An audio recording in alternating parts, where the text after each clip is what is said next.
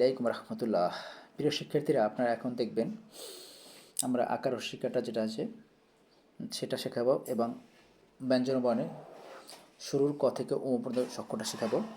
কিন্তু এই ক্লাসটা যাদেরকে শিখাইতেছি সেই দুজন শিক্ষার্থী ষষ্ঠ শ্রেণীর যমজ, তারা শেষ গোপালগঞ্জ থেকে আসছে শুধু হাতের লেখা শেখার জন্য জসিম স্যারের কাছে বরিশালে। প্রতি সপ্তাহে তারা বরিশালে আসে।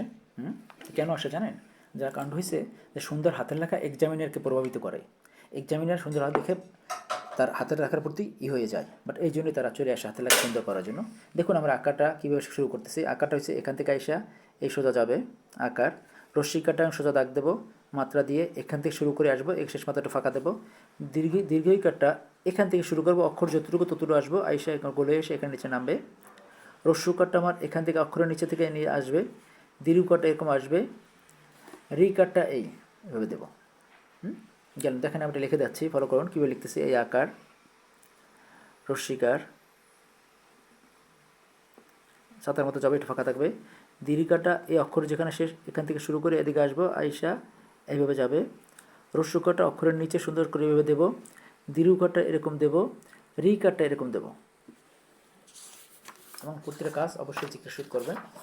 এরপরে দেখেন এই কারটা ঠিক একের উল্টা দিয়ে এরকম দেখেন এরকম গোল হয়ে আসবে, আইসা শূন্য দেবো।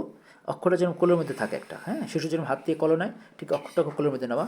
ওই কারটা এই দেখেন এখানে দিয়ে আইসা এখানে উড়ানটা দেবো। ও কারটা আমার এখান থেকে আইসা এই যাবে, এইভাবে যাবে ওকার। ঔকারটা এখানে ওকারের উপরে শুধু একটা চৈতন্য বরণী দেবো। আর যে অনুস্বার এই বিসর্গ চন্দ্রবিন্দু, এটা কি বলা হয়? চন্দ্রবিন্দু ভাই, চন্দ্রবিন্দু না, কিন্তু হবে চন্দ্রবিন্দু। দেখেন এটা লিখে দেখাচ্ছি, ফলো করুন কীভাবে স্যার লিখতেছে আপনাদের। এই একার, ওইকার, ওকার, ঔকার, অনুস্বার, বিসর্গ, চন্দ্রবিন্দু। দেখলাম আমরা।